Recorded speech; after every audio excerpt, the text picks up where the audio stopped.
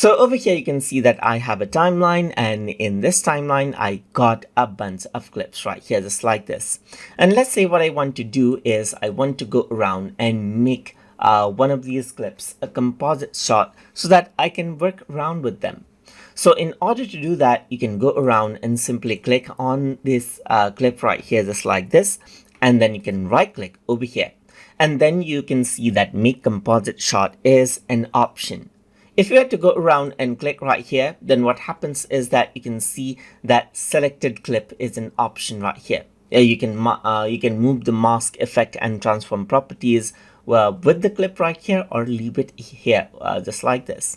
I'm just going to go around and click on leave it here, and over here it says take composite shot properties from the selected clip or editor sequence. I'm just going to say selected clip, let's say for example, and then I'm going to go around and say sub composite right here, just like this.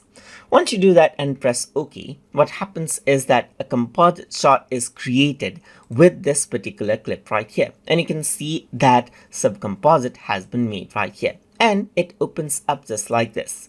So now if you were to go around and make changes right here, let's say for example, if I were to go around and select outer plane right here and then make some changes to this over here, then whatever you make changes in the subcomponent composite shot right here is reflected over here, just like this, as you can see. And that is what you have. You can go around and work around with the composite shot over here, just like this. So now what you can also do is you can go around over here, and if you were to go around over here, you can see that you can make another composite shot right here. So I'm just going to go around and say, let's say for example, sub composite right here, just like this, and press OK. And then what happens is that now within this sub composite, you can see whatever layer that I have selected has been turned into another composite shot right here, just like this. So whatever changes I reflect here will be reflected over here, and whatever let's say for example plane I keep right here, let's say for example I keep another plane right here, will be reflected over here on the editor, just like this. So that is what you have. As you can see, you got the sub composite and the sub composite right here. You can simply go around over here, and then you can right click and then click on Make Composite Shot and make another composite shot out of here as well. And that is how you can make sub composite shots.